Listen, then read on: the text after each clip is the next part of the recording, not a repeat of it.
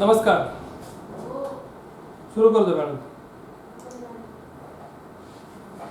नमस्कार, मी doctor Ranjit Thorat modern homoeopathy clinic Daund.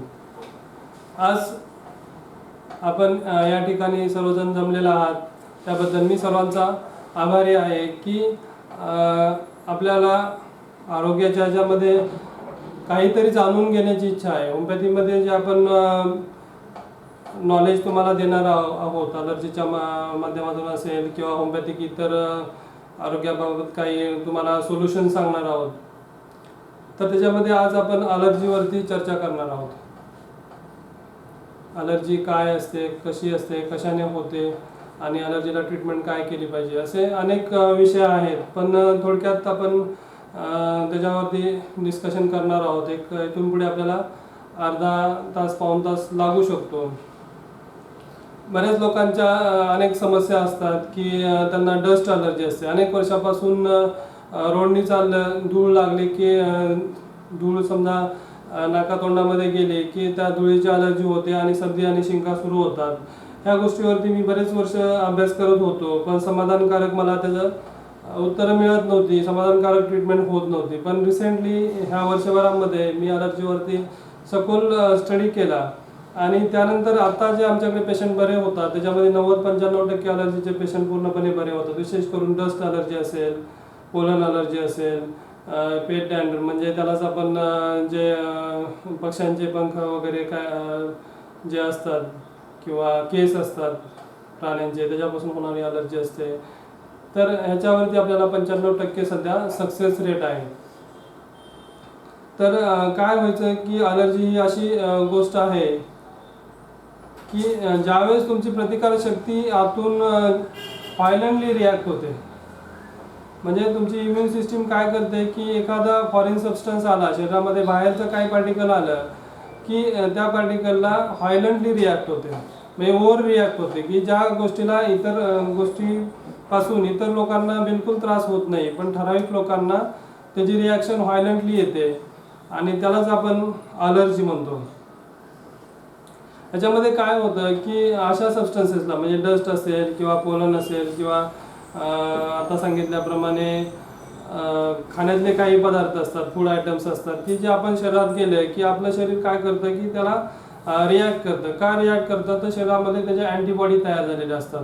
म्हणजे अँटीबॉडी तयार होतात आणि ज्यावेळेस तो पदार्थ किंवा ते डस्ट किंवा ते पोलन ग्रेन्स असतात किंवा जे प्राण्यांचे किंवा पक्ष्यांचे पंख वगैरे असतात त्याचे जे तंतू शरीरात नाकात वगैरे गेले की त्याला त्या अँटीबॉडी नंतर ॲक्टिवेट होतात आणि व्हायलंटली रिॲक्ट करतात आणि मग त्या अलर्जीचे सिम्पटम आपल्याला दिसायला लागतात. मग अलर्जीचं काय रिॲक्शन येऊ शकतात? अगदी कॉमनली सर्दीपासून ते ॲनाफिलॅक्टिक रिॲक्शन, म्हणजे अगदी मधमाशी चावली आणि एखाद्याला BP वाढला, स्ट्रोक आला किंवा त्याला ॲनाफिलॅक्सिस असं म्हणतात, म्हणजे सिव्हिअर अलर्जिक रिॲक्शन ॲनाफिलॅक्सिस त्याला आपण म्हणू शकतो. तर अशा प्रकारची रिॲक्शन येऊ शकते.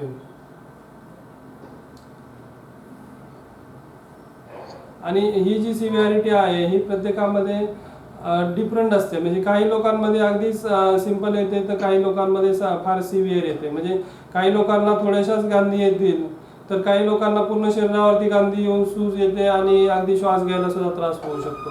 म्हणजे हे पर्सन टू पर्सनवरती डिफर करतं की तुमचं शरीर त्याला किती सेन्सिटिव्ह आहे किंवा तुमच्यामध्ये इतर आजार किती आहे, तुमच्या बॉडीचं टॉलरन्स कॅपॅसिटी किती कमी झालेली आहे, ह्या सगळ्या गोष्टीवरती त्याची रिॲक्शन अवलंबून असते.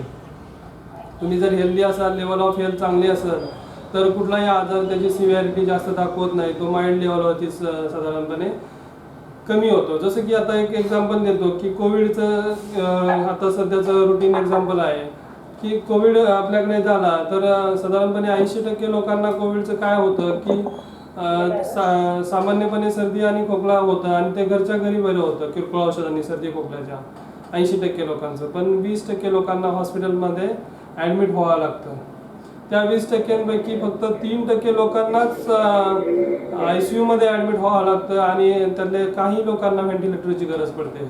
म्हणजेच काय की ज्या लोकांची तुमची प्रतिकारशक्ती किंवा लेवल ऑफ हेल्थ कमी आहे, डाऊन आहे, त्या लोकांनाच त्याची सिव्हिरिटी होते, किंवा ज्या लोकांना इतर आजार असतात, शुगर असते, BP असते, थायरॉइड असतं, त्या लोकांनाच त्याचे कॉम्प्लिकेशन जास्त होतात. म्हणजेच काय की अलर्जी किंवा कुठलाही आजार असू द्या, तर त्याची सिव्हिरिटी ही पर्सन टू पर्सन डिफर करते तुमचं लेवल ऑफ हेल्थवरती. लेवल ऑफ हेल्थ जर चांगला असेल तर तो आजार तुमचा कमी तुम्हाला त्रास देऊ शकतो. त्याचप्रमाणे बाकीचे फॅक्टर आहेत, एज फॅक्टर असेल किंवा तुमचं एज बरोबर इतर आजार किती शरीरामध्ये आहेत किंवा त्याचं ड्युरेशन किती आहे, एखादा आजार तुम्हाला किती वर्षापासून आहे, तर त्याच्यावरती ह्या सगळ्या गोष्टी डिपेंड आहेत. म्हणजे बरेच तुम्हाला समजा अलर्जी आत्ता सुरू झालेली असेल तर ती बरी व्हायला कमी कालावधीमध्ये होऊ शकते, पण एक अलर्जी बरेच काळापासून असेल तर ती अलर्जी बरी व्हायला बराच दिवस लागू शकतात. म्हणजे साधारणपणे 3 महिने, 6 महिने, 1 वर्ष ते 1.5 वर्ष पण लागू शकतं. पण आता काही लोक माझ्याकडे येतात की त्यांचा हा आजार 1 महिन्यात बरा झाला होता आणि मग माझा आजार 1 महिन्यात बरा होत नाहीये. का होत नाही, तर त्याला हे सगळे गोष्टी जबाबदार असतात की तुमची लेवल ऑफ हेल्थ कशी आहे, तुम्ही इतर काही ट्रीटमेंट घेतात का, तुम्हाला इतर आजार आहेत का, तुमचं एज किती आहे, तुम्हाला हे आजार किती वर्षापासून आहेत, ह्या सगळ्या गोष्टींवरती तुमचा आजार बरा होण्याचा कालावधी अवलंबून असतो. याच्याबद्दल सुद्धा आपण व्हिडिओ यूट्यूबवरती आणि फेसबुकवरती शेअर केलेला आहे. तुम्ही माझ्या चॅनलवरती जाऊन माझा आजार बरा व्हायला किती दिवस लागू शकतात याच्यावरती आपण पाहू शकता, किंवा माझी अलर्जी बरी व्हायला किती दिवस लागू शकतात हे सुद्धा आपण व्हिडिओमध्ये माझ्या चॅनलवरती मी दिलेलं आहे. आता आपण थोडंसं मग ह्याच्याबद्दल बेसिक सांगेल की अलर्जी मॉडर्न मेडिसिन किंवा ॲलोपॅथीमध्ये बऱ्या होत नाहीत, त्या होमिओपॅथीमध्येच बऱ्या होतात. कारण ॲलोपॅथिक मेडिसिन फक्त टेम्पररी कमी करण्याचं काम करतात. अलर्जिक मेडिसिन सिट्रिझिन दिल्या जातात, ॲलेग्रा दिले जाते, अट्रॅक्ट दिली जाते, एव्हिल सारखी एवढीच औषधं आहेत, किंवा त्यानंतर स्टिरॉइड दिले जातात, डेक्झामेथाझोन सारखी औषधं दिली जातात. तर ही औषधं काय करतात की ते कंट्रोल करायचं काम करतात, पण त्याला क्युअर करत नाही. का करत नाही, तर ती औषधं तुमचे बायोकेमिकल लेवलवरती काम करतात. होमिओपॅथिक औषधं तुमच्या प्रतिकारशक्तीवरती काम करतात, इम्युनिटी लेवलवरती काम करतात. त्याच्यामुळे होमिओपॅथिक औषधं कुठलाही आजार मुळापासून बरं करण्यासाठी काम करतं, वरच्यावर किंवा टेम्पररी काम करत नाही. आणि म्हणून अलर्जीसारखे आजार 100% बरे होऊ शकतात. आता मी जे सांगतो ते 95% सक्सेस रेट सांगत आहेत, कारण ह्या सगळ्या गोष्टी त्याला जबाबदार असतात की 100% रिझल्ट कुठल्याही गोष्टीमध्ये आपल्याला भेटत नाही. कारण बरेच औषधं सुरू असतात, बरेच स्टिरॉइड घेतलेले असतात, पेशंटची ट्रीटमेंट बऱ्याच वेळा प्रॉपर नसते, ट्रीटमेंटमध्ये गॅप्स होतात, त्याच्यामुळे 100% रिझल्ट्स नाही मिळत. पण 95% रिझल्ट्स मिळायला आपण अलर्जीमध्ये बरे करण्याचे सक्सेसफुल झालेलो आहोत. आता अलर्जीबद्दल थोडक्यात त्याची आपण लक्षणं काय असतात हे थोडक्यात सांगूया की अलर्जिक सिम्पटम कसे असतात. एक तर एकदम माइल्डपासून सिव्हिअरपर्यंत असतात, म्हणजे अगदी सर्दी असते आणि त्यानंतर अनाफिलॅक्टिक रिॲक्शन असतात. मग अलर्जीचे काही प्रकार आहेत, त्याच्यामध्ये जे अलर्जीचे सिम्पटम्स येतात त्याच्यामध्ये पहिलं म्हणजे हे फीवर म्हणतो. म्हणजे समजा तुम्हाला डस्ट तुमच्या नाकामध्ये गेली किंवा पोलन गेले तर तुम्हाला सर्दी होते, रनिंग नोज होतं, वॉटरिंग स्नीजिंग होतं, म्हणजे नाकातनं पाणी येणं, शिंका येणं आणि नाकाचे डोळ्याचे खाज येणं, त्याला हे फीवर म्हणतात. तर हा अलर्जीचा सगळ्यात कॉमन आणि सगळ्यात जास्त 70% पेशंट हे फीवरचे असतात. अलर्जीमध्येच त्याला हे फीवर म्हणतात. तर त्याच्यामुळे नाकातनं पाणी येतं, डोळ्यातनं पाणी येतं, शिंका येतात, नाक डोळ्यांना खाज येते आणि सूज सुद्धा येऊ शकते. तर अशा प्रकारे हे फीवर हे पहिलं अलर्जीचं लक्षण झालं. त्यानंतर फूड अलर्जी. बरेच काही वेळा कसं होतं की काही अन्नपदार्थ खाल्ल्यानंतर काही लोकांनाच त्रास होतो, सर्वांना होत नाही. मग त्याच्यामध्ये काय होतं की फूड अलर्जीमुळे तुमच्या तोंडामध्ये असं टिंगलिंग होतं, म्हणजे मुंग्या आल्यासारखं होईल, सूज येईल तोंडाला, ओठांना, जिभेला, चेहऱ्याला अशी सूज फूड अलर्जीमुळे येऊ शकते, किंवा पित्ताच्या गाठी येऊ शकतात, किंवा एकदम सिव्हिअर अनाफिलॅक्टिक रिॲक्शन येऊ शकते. हे फूड अलर्जीचे काही लक्षण आहे. चेहऱ्यावरती, तोंडावरती, लिप्सवरती, जिभेला सूज येणे हे फूड अलर्जीची लक्षणं आहेत. पहिलं सांगितलं आपण हे फीवर अलर्जी, त्यानंतर फूड अलर्जी, त्यानंतर insect sting allergy. Insect sting allergy म्हणजे ज्या ठिकाणी ते मधमाशी असेल, गांधण माशी असेल किंवा कुठलाही इन्सेक्ट्स असतात जे थोडे पॉयझनस असतात, की ते चावले की काय होतं की त्या जागेला सूज येते, तिथं खाज येते आणि तिथं अशा गांधी तयार होतात. काही वेळेस त्याचे सिव्हिअर रिॲक्शन येऊ शकते, म्हणजे काही वेळेस खोकला येतो, छातीमध्ये प्रेशर दाब आल्यासारखं होतं, श्वास घ्यायला त्रास होऊ शकतो आणि अनाफिलॅक्टिक रिॲक्शन येऊ शकते, म्हणजे त्याचे एकदम सिव्हिअर रिॲक्शन इन्सेक्टची सुद्धा होऊ शकते. अगदी गांधण माशी चावल्यामुळे काही लोक एक्सपायर झालेले सुद्धा आपण बघितलेले असतील. हे झालं तिसरा प्रकार की इन्सेक्ट स्टिंग अलर्जी. त्यानंतर आहे ड्रग अलर्जी. ड्रग अलर्जी म्हणजे एखादं औषध घेतलं, खाल्लं आणि त्यानंतर शरीराला रिॲक्शन येते, काही गांधी येतात, खाज येते, स्किन लाल होते, सूज येते, श्वास घ्यायला त्रास होतो आणि अनाफिलॅक्टिक रिॲक्शन, जसं की काही पेनिसिलिनच्या काही लोकांना रिॲक्शन येतात, काही लोकांना डायक्लोच्या रिॲक्शन येतात. तर अशा प्रकारच्या ड्रग अलर्जीच्या रिॲक्शन सुद्धा कॉमनली पाहायला मिळतात. त्यानंतर स्किनवरती पण अलर्जी बऱ्याच वेळा पाहायला मिळते. हे जे गांधी येतात ह्या जवळ फूड अलर्जीचाच एक टाईप आहे की त्याच्यामुळे काही पदार्थ खाल्ले की पित्त होतं आणि पित्ताच्या शरीरावरती गांधी येतात. हा फूड अलर्जीमधला पार्ट आहे. तर दुसरा स्किनमधला पाचवा प्रकार आहे अटोपिक डर्माटायटिस. म्हणजे स्किनवरती ज्यावेळेस अलर्जी येते, एखाद्या कुठल्याही गोष्टीची स्किनला जर अलर्जी होत असेल तर त्याला अटोपिक डर्माटायटिस, त्यालाच एक्झिमा असं म्हणलं जातं. मग एक्झिमामध्ये काय होतं की स्किनला खाज येते, स्किन रेड होते आणि खपल्या वगैरे सुद्धा निघू शकतात. हा एक्झिमा किंवा अटोपिक डर्माटायटिस हा अलर्जिक स्किनचा डिसीज आहे. आणि त्यानंतरचा प्रकार आहे की ॲनाफिलॅक्सिस. ॲनाफिलॅक्सिस म्हणजे सिव्हिअर अलर्जिक रिॲक्शन असते, म्हणजे एखाद्या वेळेस फूडला येऊ शकते किंवा एखाद्या वेळेस मागे सांगितल्याप्रमाणे काही किडा चावला तर त्याला येऊ शकते.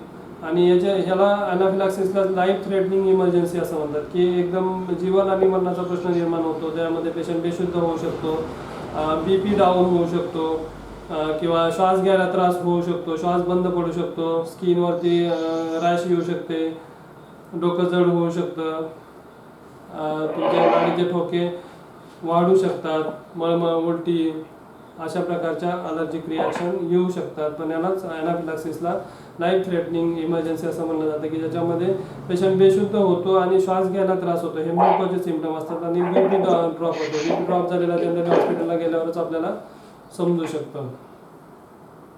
आता हे झाले अलर्जीचे टाईप किंवा त्याच्या टाईप बरोबर त्याचे आपण सिम्पटम्स बघितलं की अलर्जीचे सिम्पटम्स काय असतात. जनरली एक तर नोजवरती अलर्जी असते, त्याला हे फीवर म्हणतो. स्किनवरती असते त्याला आपण अटोपिक डर्माटायटिस असं म्हणतो. फूडची अलर्जी असते, त्याच्यामुळे आपण गांधी येऊ शकतात, सूज येऊ शकते. किंवा ड्रग अलर्जी जी औषधांमुळे होते. जनरली होमिओपॅथिक औषधाला अलर्जी नसते. कुठलंही होमिओपॅथिक औषध घेतलं आणि त्याच्यामुळे अलर्जी झाली किंवा त्याच्यामुळे रिॲक्शन आली, त्याचं साईड इफेक्ट झालं असं कधीच होत नाही. कारण होमिओपॅथीमध्ये औषधाचा डोस हा फार कमी असतो आणि तेवढ्या लेवलवरती तो डोस नसल्यामुळे त्याची अलर्जिक रिॲक्शन येत नाही. आता अलर्जीचे कारण काय असू शकतात तर ते आपण थोडक्यात पाहणार आहोत की अलर्जी कशामुळे होते. की इम्युन सिस्टीम तुमची रॉंगली रिॲक्ट करते. म्हणजे समजा एखादं फूड आहे की ज्याला बाकीच्या लोकांनी तर अलर्जी होत नाही पण तुम्हालाच होते, म्हणजे तुमची इम्युन सिस्टीम तिथे मिस्टेक करते. Mistakes normally harmless substance for dangerous invader. म्हणजे नॉर्मल हार्मलेस सबस्टन्स आहे एखादा आणि तो इम्युन सिस्टीमला असं वाटतं की हा डेंजरस सबस्टन्स आहे आणि इम्युन सिस्टीम व्हायलंटली रिॲक्ट करते आणि मग तुम्हाला खाज येईल, त्रास येईल, श्वास घ्यायला त्रास होईल, अशा प्रकारचे रिॲक्शन्स होऊ शकतात. हे कशामुळे होतं तर शरीरामध्ये अँटीबॉडी तयार झालेले असतात अशा सबस्टन्सविषयी आणि त्या अँटीबॉडी फास्टली रिॲक्ट करण्याचं काम करतात त्या अलर्जनला. म्हणजे त्या प्रकारचं शरीरामध्ये अन्नपदार्थ पोटात गेला असेल किंवा धूळ गेली असेल किंवा कुठलं औषध गेलं असेल तर त्याला ते रिॲक्ट करण्याचं काम शरीराची इम्युन सिस्टीम प्रतिकारशक्ती करत असते. आणि ह्या ज्यावेळेस शरीरामध्ये जातात अशा प्रकारचे पदार्थ, त्यावेळेस शरीर काय करतं की सर्टन केमिकल रिलीज करतं, त्याला आपण हिस्टामिन असं म्हणतो. हिस्टामिन रिलीज झाल्यामुळे अलर्जिक रिॲक्शन्स येत असतात. आणि मग हे जे अलर्जी आहे ह्या कशामुळे वाढू शकतात तर तुम्हाला समजा अलर्जी पूर्वीपासूनच आहे पण ती अलर्जी कशाने वाढेल तर पोलन असेल, ॲनिमल डॅंडर म्हणजेच सांगितलं की ॲनिमलचे केस असतात, मांजर किंवा कुत्रा याचे जर केस आपल्या शरीरामध्ये नाकामध्ये गेले तर त्याच्यातनं रिॲक्शन येऊ शकते. डस्ट असू शकते, डस्ट माईट म्हणतात, किंवा मोल्ड असू शकतं. तर अशा प्रकारचे एअरबॉर्न म्हणजे हवेतनं जर काही पदार्थ आपल्या श्वासातनं गेले तर त्याची सुद्धा एअरबॉर्न अलर्जी होऊ शकते. सर्टन फूड्स म्हणजे काही फूडमुळे अलर्जी होऊ शकते, जसं की पीनट्स आहे, ट्री नट्स आहे, व्हीट गव्हाची काही लोकांना अलर्जी असते, शेंगदाण्याची काही अलर्जी असते, फिश अलर्जी असते, एग्सची अलर्जी असते आणि दुधाची सुद्धा अलर्जी असू शकते. अशा प्रकारे काही फूड जर आपल्या शरीरामध्ये गेलं तर त्याची अलर्जी होऊ शकते किंवा त्याच्यामुळे आपली अलर्जी वाढू शकते. त्याच्यामुळे ज्या पदार्थाची आपल्याला अलर्जी आहे त्याचं थोडंसं कॉशियसली आपण ते पदार्थ खाल्ले पाहिजे किंवा त्याच्या संपर्कात आलं पाहिजे. तर त्याला बरं करायचं असेल तर होमिओपॅथी हा सगळ्यात चांगला पर्याय आहे. पण जोपर्यंत आपण बरं करत नाही तोपर्यंत त्याच्यापासून सेफ राहिलं पाहिजे, जेणेकरून आपल्याला ॲनाफिलॅक्टिक रिॲक्शन येणार नाही, तेवढी सिव्हिअर शरीरामध्ये रिॲक्शन येणार नाही. नाही तर एखाद्या वेळेस एवढी सिव्हिअर रिॲक्शन येते की हॉस्पिटलमध्ये जाईपर्यंत सुद्धा त्या माणसाला तेवढा वेळ सुद्धा उरत नाही आणि एकदमच BP ड्रॉप होतो आणि श्वास घ्यायला त्रास होऊन श्वास बंद पडू शकतो. जसं की सांगितल्याप्रमाणे एखादा किडा चावला की एवढी भयंकर रिॲक्शन येऊ शकते. तर आपल्याला जर माहीत असेल की आपल्याला याच्यापासून अलर्जी आहे, ह्या पदार्थापासून त्रास होत आहे, तर त्या पदार्थापासून शक्यतो आपण लांब राहिलं पाहिजे. किंवा पेनिसिलिनची अलर्जी असेल, काही अँटीबायोटिकची अलर्जी असेल तर ते आपण आपल्या डॉक्टरांकडून कागदावरती लिहून घेतलं पाहिजे की ह्या मला मेडिसिनची अलर्जी आहे आणि नेक्स्ट डॉक्टरांकडे ॲलोपॅथिक औषधं घेण्यासाठी गेलात तर त्या औषधाचा वापर आपण टाळला पाहिजे. त्या डॉक्टरांना स्पष्ट सांगितलं पाहिजे की मला पेनिसिलिनची अलर्जी आहे, मला डायक्लोची अलर्जी आहे आणि शक्यतो तो कागद बरोबर ठेवला पाहिजे.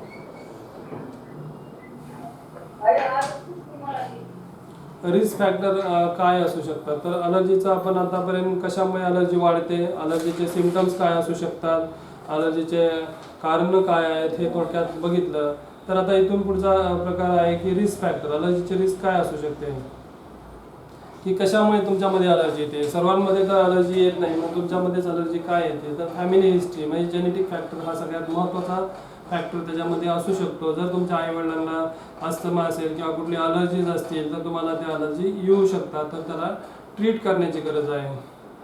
किंवा चिल्ड्रन्समध्ये अलर्जी कॉमनली येऊ शकतात. किंवा तुम्हाला जर अस्थमा असेल तर तुम्हाला स्किन अलर्जी किंवा इतर अलर्जी येऊ शकतात. अस्थमा हा सुद्धा अलर्जीचाच एक टाईप आहे. ह्याचे कॉम्प्लिकेशन त्यानंतर ह्या झाल्या काही रिस्क झाल्या की याच्यामुळे तुमच्यामध्ये अलर्जी येऊ शकते, जेनेटिक फॅक्टर असू शकतो, हा कॉमन फॅक्टर आहे रिस्क फॅक्टर. आणि त्यानंतर कॉम्प्लिकेशन्स काय होऊ शकतात अलर्जीच्या. तर कॉमन कॉम्प्लिकेशन आहे, एकतर सर्दी खोकला किंवा गांधी येणे हे ॲटोमॅटिकली कमी सुद्धा येईल, पण ॲनाफिलॅक्टिक रिॲक्शन जर आले, सिव्हिअर ॲनाफिलॅक्टिक रिॲक्शन आले तर त्याला केअरफुली हँडल करावं लागेल. तर हे सगळ्यात महत्त्वाचं कॉम्प्लिकेशन आहे अलर्जीचं की ॲनाफिलॅक्टिक रिॲक्शन. दुसरं म्हणजे अस्थमा आहे. अलर्जिक अस्थमा तयार होऊ शकतो आणि तो अस्थमा तुमच्याबरोबर लाईफ लॉंग राहू शकतो. पण अस्थमाला सुद्धा चांगलं सोल्युशन आपल्याकडे होमिओपॅथीमध्ये आहे. होमिओपॅथीमध्ये अस्थमा 1-2 वर्षामध्ये आपण पूर्ण बरा करू शकतो. दुसरं म्हणजे अलर्जीचं कॉम्प्लिकेशन आहे की सायनसायटिस होऊ शकतं, फुफ्फुसाचं इन्फेक्शन होऊ शकतं, कानाचं इन्फेक्शन होऊ शकतं. हे सुद्धा कॉमनली अलर्जीमुळे होत असतं. तर अलर्जी आता कॉम्प्लिकेशन बघितलं की असे कॉम्प्लिकेशन होऊ शकतात. त्याला प्रिव्हेंट कसं करायचं, तर प्रिव्हेंट करण्यासाठी मी मगाशीच सांगितलं की ज्याचा आपल्याला त्रास आहे त्या गोष्टीपासून आपण अवॉइड केलं पाहिजे. ज्या गोष्टीमुळे अलर्जी ट्रिगर होते, समजा काही दूध खाल्लं, अंडं खाल्लं तर एग्समुळे जर आपल्याला अलर्जी होत असेल, तर फिशमुळे अलर्जी होत असेल तर ते पदार्थ आपण टाळले पाहिजे. अवॉइडन्स हे सगळ्यात महत्त्वाचं, त्याला प्रिव्हेन्शन आहे. कोटपर्यंत आपण त्याला अवॉइड करणार. डस्टला तर अवॉइड करू शकत नाही. असे बरेच लोक सांगतात की डस्टची अलर्जी आहे, डस्टला किती अवॉइड करणार. डस्ट तर सर्वत्रच आहे, फूड तुम्ही अवॉइड करू शकता. त्याला क्युअर करणे हा सगळ्यात महत्त्वाचा उपाय आहे. होमिओपॅथिक ट्रीटमेंटनी अशा डस्टसारख्या अलर्जी आपण पूर्णपणे बऱ्या करू शकतो आणि आतापर्यंत असंख्य लोकांच्या आपण बऱ्या केलेल्या आहेत. दुसरं म्हणजे प्रिव्हेन्शनसाठी तुम्ही डायरी तयार करायला पाहिजे की आपल्याला कुठल्या कुठल्या गोष्टीची अलर्जी आहे ते एकदा लिहून ठेवायला पाहिजे, आयडेंटिफाय करायला पाहिजे आणि त्या गोष्टी आपल्याला अवॉइड करता येतील. आणि प्रिव्हेन्शनसाठी तिसरा महत्त्वाचा हे आहे की हा जनरली आपल्याकडे कोणी फॉलो करत नाही. फॉरेन कंट्रीमध्ये मेडिकल अलर्ट म्हणून ब्रेसलेट्स वगैरे जे अलर्जिक रिस्क आहे ते असे मार्किंगचे मेडिकल अलर्ट ब्रेसलेट वगैरे त्यांच्याकडे अवेलेबल असतात आणि ते घालत असतात. जर असं काही सिम्पटम्स आले तर ते पटकन बाकीचे लोक त्यांना हॉस्पिटलाइज करू शकतात. जे आपल्याकडे असं होतं की काय झालं म्हणेपर्यंत पेशंट सिरियस होऊन जातो आणि लोकांना कोणालाच काही कळत नाही. तर अशा प्रकारचे मेडिकल अलर्ट ब्रेसलेट वगैरे सुद्धा मिळतात आणि ते आपण वापरू शकतो. अलर्जीचं डायग्नोसिस कसं केलं जातं तर जनरली हिस्ट्री म्हणजे आता जे सांगितलं की कुठल्या कुठल्या पदार्थाची अलर्जी आहे ह्या हिस्ट्रीवरून त्याचं डायग्नोसिस केलं जातं. दुसरं म्हणजे स्किन टेस्ट, स्किनवरून त्या अलर्जीचा काही तुकडा घेतला जातो किंवा त्यातल्या स्किनचा काही पार्ट घेऊन त्याची टेस्टिंग केली जाते आणि त्याच्यावरून त्याचं डायग्नोसिस लॅबमध्ये सुद्धा होतं. ब्लड टेस्ट केले जातात, त्याच्यामध्ये स्पेसिफिक IgE ब्लड टेस्टिंग किंवा इम्युनोकॅप ब्लड टेस्टिंग असं म्हणतात. म्हणजे अँटीबॉडी टेस्टिंग केलं जातं IgE आणि इम्युनोकॅप टेस्टिंग ह्याच्यावरती त्याचं ब्लड टेस्टचं डायग्नोसिस होतं. तर अशा प्रकारे आपण आतापर्यंत बघितलं की अलर्जी काय आहे, अलर्जीचे सिम्पटम्स काय आहेत, अलर्जीच्या रिॲक्शन्स काय येऊ शकतात, त्याचे कारणं काय होऊ शकतात, त्याच्यामध्ये रिस्क फॅक्टर काय होऊ शकते.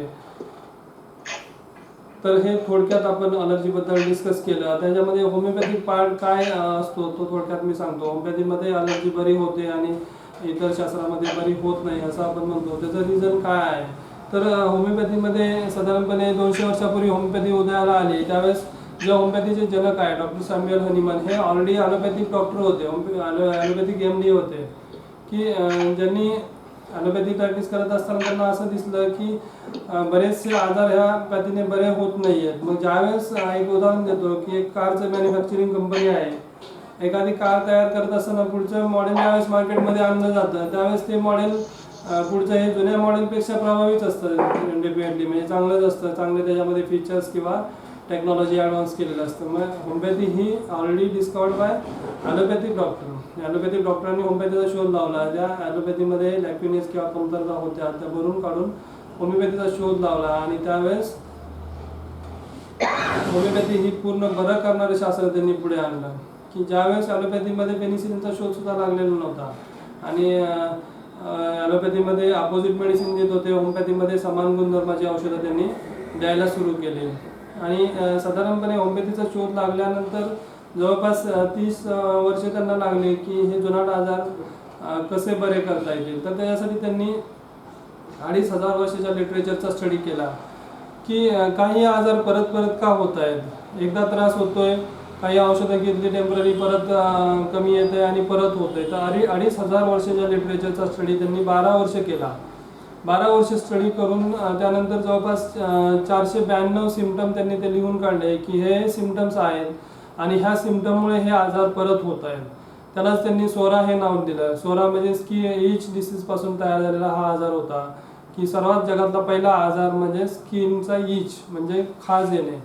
तर ह्या आजारापासून त्याची उत्पत्ती होती आणि ह्या आजाराचं रूपांतर पुढे सगळ्या मोठ्या आजारामध्ये झालं. तर हे सोराचे 492 सिम्पटम त्यांनी 12 वर्षामध्ये गोळा केले आणि 492 सिम्पटमला बरं करण्यासाठी 48 मेडिसिन्स तयार केले की जे ते सिम्पटम्स पूर्णपणे बरे करू शकतील.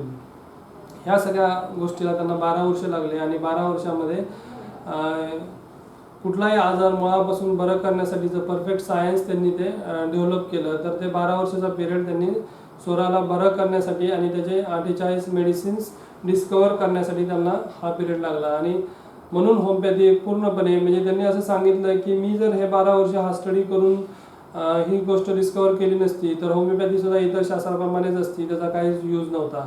कारण सर्दी खोकला ताप तर इतर औषधाने पण बरे होतात, पण जे इतर जुनाट आजार आहे जे परत परत होत आहेत ज्याला काहीच ट्रीटमेंट नाही आहे, तर अशा आजाराचं काय करायचं. अशा आजारासाठी त्यांनी 12 वर्ष स्टडी केला आणि 12 वर्षानंतर मग त्यांना ह्या गोष्टीचा 2.5 वर्षाच्या लिटरेचरचा स्टडी करून अँटीसोरिक ट्रीटमेंट त्यांनी तयार केली आणि त्याच्यामुळे आज आपण जे मी 95% लोकांना बरं करू शकतो ती केवळ डॉक्टर सॅम्युअल हनीमन यांची देण आहे की ज्याच्यामुळे आपण आज बरे होतोय किंवा असंख्य लोकांना अगदी कमी काळामध्ये सुद्धा बरं करू शकतोय. तर अशा प्रकारे अलर्जी पूर्णपणे कुठलीही असू द्या मग ती बरी होऊ शकते आणि ती 95% लोकांना आपण बरे करतोय. तर हे थोडक्यात आपण डिस्कस केलं की अलर्जीचे सिम्पटम्स, अलर्जीचे ट्रीटमेंट आणि होमिओपॅथीमध्ये त्याला काय सोल्युशन आहे. मला वाटतं की माझ्या वेळी जेवढं मला सांगायचं होतं तेवढं मी सफिशियंटली सांगितलेलं आहे, पण अजून त्यात काय जर कोणाला वाटत असेल की इन्फॉर्मेशन हवी आहे तर आपण बिनधास्त विचारा, त्याचं उत्तर मी तुम्हाला देतो. कुणाला काही प्रश्न असतील तर विचारायला काय हरकत नाही आहे.